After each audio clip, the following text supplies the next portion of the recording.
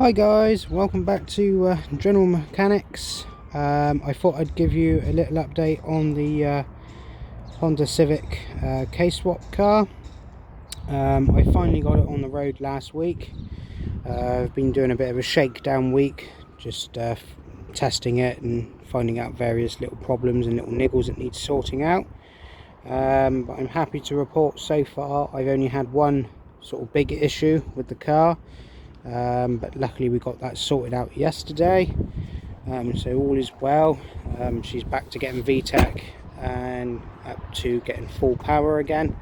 We had a problem with it going into limp mode all the time, so we started checking everything on the vehicle. Couldn't find anything wrong at first, so I put a new fuel filter on. We took the fuel pressure regulator apart and cleaned it and put it back together again. Didn't make much of a change, but luckily for me, when I was driving it, eventually it did give me a code, and it gave me a code for the rear O2 sensor, the primary. So I thought to myself, oh, here we go, I'm gonna have to go down the road of buying a genuine one. I did put an NKG in there, which was quite expensive. It did do the job, and yeah, but luckily for me, we found what the problem was. And I don't know if many of you use the hybrid racing conversion harness. I should imagine you do out in the States quite a lot.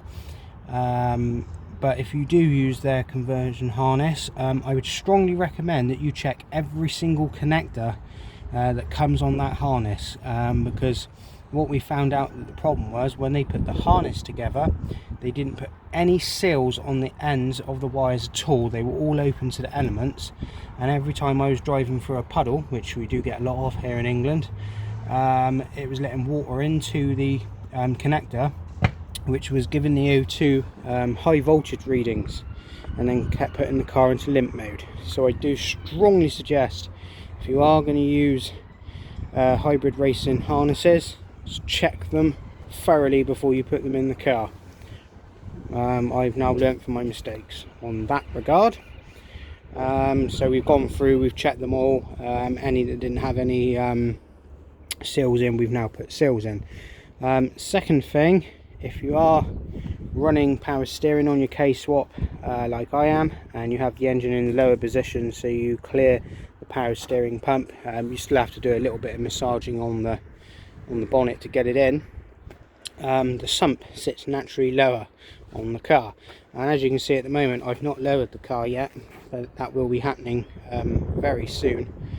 But already I've been smacking the oil pan on speed bumps and things like that. So I've ordered the steel sump to get it higher up, so when we lower the car we don't risk smashing it in. And the second benefit of that is, because it is steel, if you do hit something, you only bend it rather than cracking it and losing all your oil. So that's two of the main issues I've had with the K-Swap so far. I hope you enjoy these videos, guys. I will be putting more out on the lower pan conversion and stiffening bracket. I am going to be ordering some new suspension parts as well, because as I've been finding, the stock 1.4 suspension is not quite up to muster. It's okay, but it's not quite up to muster. So I will be ordering some high performance suspension arms. The eBay aluminium radiator is doing really well, no leaks so far. The engine barely burns any oil, which is unusual for a K20 engine, which I'm quite pleased and happy about. It's burning no coolant as well, so we know the head's all hunky-dory.